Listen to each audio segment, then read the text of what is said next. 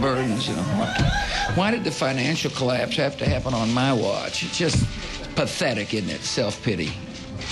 And I don't believe President-elect Obama will be full of self-pity.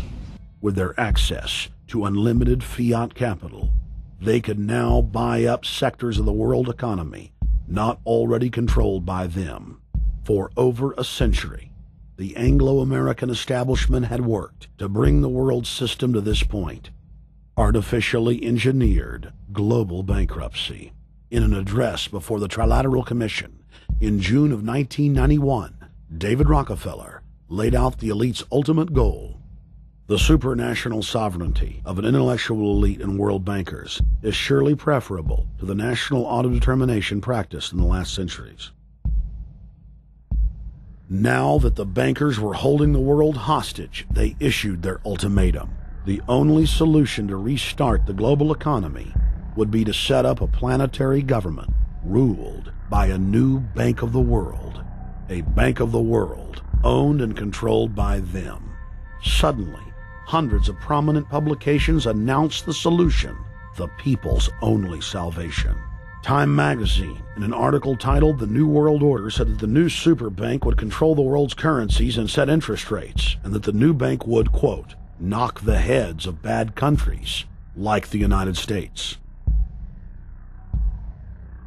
At a meeting of central bank heads and finance ministers dubbed Bretton Woods II, the plan for world government was unveiled by the very bankers that had engineered the collapse. Formerly sovereign countries would now pay their taxes directly to the banking cartel.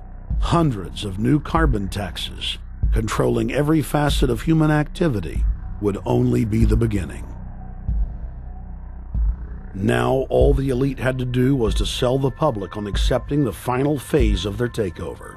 And it's Obama's job to sucker the public into standing down so the bankers' agenda can move forward unhindered. Never before in U.S. history has the media gotten behind a president like they are behind Obama. The press has pulled out all the stops, bestowing a crown of infallibility upon Obama as the savior of the people. The elite are betting everything they've got on Obama's charisma and hoping that he can sell the world on their program of tyranny. Yes, there have been differences between America and Europe. No doubt there will be differences in the future. But the burdens of global citizenship continue to bind us together. A change of leadership in Washington will not lift this burden. In this new century, Americans and Europeans alike will be required to do more, not less. Partnership and cooperation among nations is not a choice. It is the only way. We've got to give them a stake in creating the kind of world order that I think all of us would like to see. In truth, Obama is not simply continuing George W. Bush's policies. He is radically expanding them.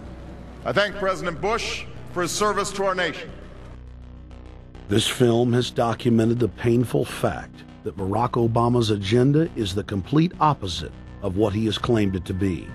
Now we will reveal what Barack Obama and his controllers' true agenda is. Number 1. Bring the United States under the complete regulatory control of a private offshore superbank known as the Bank of the World. More than 100 new taxes are now being developed under the umbrella of curbing greenhouse gases. The new taxes will be paid directly to the private bank consortium. At the producer level, taxes will be paid on farm animals' flatulence. At the consumer level, there will be carbon taxes on all forms of meat, beef, poultry, pork, and fish. All cars will be fitted with satellite tracking boxes that will tax driving by the mile. And an added tax will be placed on all fossil fuels, including motor oil and natural gas. All plastic products will have a carbon tax added. Outdoor space heaters and fireplaces are to be taxed. All electricity produced by coal-powered plants will be taxed. Under the cap-and-trade system, citizens will be forced to pay taxes on thousands of products to private cap-and-trade services owned by Al Gore and other elitists. There will be taxes on light bulbs, water, trash pickup, air travel, train travel, bus, ship, medicine, steel production, mining, clothing, laundry, asphalt are just a few of the new taxes to be levied. But to truly transform our economy, to protect our security and save our planet from the ravages of climate change, we need to ultimately make clean, renewable energy the profitable kind of energy. So I ask this Congress to send me legislation that places a market-based cap on carbon pollution and drives the production of more renewable energy in America. That's what we need. The notion of anthropogenic global warming is a fraud. In other words, the idea that the planet is getting warmer and that human activity is somehow responsible is a pseudo-scientific fraud. It's a big lie. It's a monstrosity. Remember the Nazis, they had race science, race hygiene. They said Aryan blood is different from any other kind of blood. This was, of course, idiocy, a fantastic piece of nonsense. Today, we got something similar.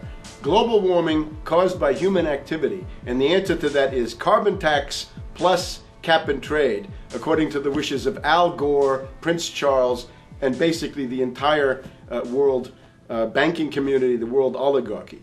What they're trying to do with that is to perpetuate the current system where bankers rule the world, financiers rule the world, and the rest of us get the crumbs from the table. But remember, if you try to put on cap and trade and a global warming carbon tax with the idea that you're going to save the polar bears, what you're going to do is destroy human society. You're going to cause genocide on a massive scale. The deaths will be measured in the hundreds of millions and indeed in the billions. Just the idea of global warming means that there'll be no development for Africa, no development for the poorer parts of Southeast Asia, and no world economic recovery of any kind ever in our entire lifetime. So it's important to expose and fight the pseudo-scientific fraud of global warming. One more point about this. You don't need a climatologist to know that this stuff is a fraud. I'm a historian. I can tell you, in the last 1,000 years, we had a period of very warm temperatures called the medieval warm period, where all kinds of grapes and semi-tropical stuff was growing very far into the northern hemisphere. That was about 1100, 1200. It happened to correspond with an all-time maximum of sunspots. Right now, we can say that we're going into another maximum period where there'll be some warming, but we're well within the limits of the medieval warm period. About 1600 to 1650, there was an ice age in northern Europe. The North Sea was filled with ice. The German and Dutch ports and the English ports were filled with ice. That corresponds to an all-time minimum of sunspot activity, the Spörer minimum and the Maunder minimum. So this has largely got to do with solar activity. We can see that other planets, not just the Earth, are warming slightly as a result of increased solar activity. But we're well within the minimum. So what the oligarchs claim to be an open and shut scientific case is a piece of pseudo-scientific nonsense, and it should be rejected. Number 2, the social engineers are fully aware that the Obama craze will wear off quickly, so they are racing to put in place the most oppressive police state control grid in human history. 20,000 battle-hardened regular Army troops are now being deployed to patrol the streets of the United States. FEMA is now building giant camps in every region of the country, and the Congress has introduced bills like the National Emergency Centers Act, H.R. 645, which merges local governments and the police under federal control. And as we all know that have watched these things, they're ready for the riots. With these detention centers that are being opened up around the country, with state police training for riot control in the event of economic calamity and food riots, they know what's going on and they're prepared for it. So people better also prepare for it themselves. Anyone that's not prepared for what's going to happen, they deserve what they get, because there's enough information out there pointing to the problems, and they should take all precautionary actions. Next, Obama ordered the Defense Department to issue DoD Directive 1404.10, establishing a 1 million person civilian army under his control.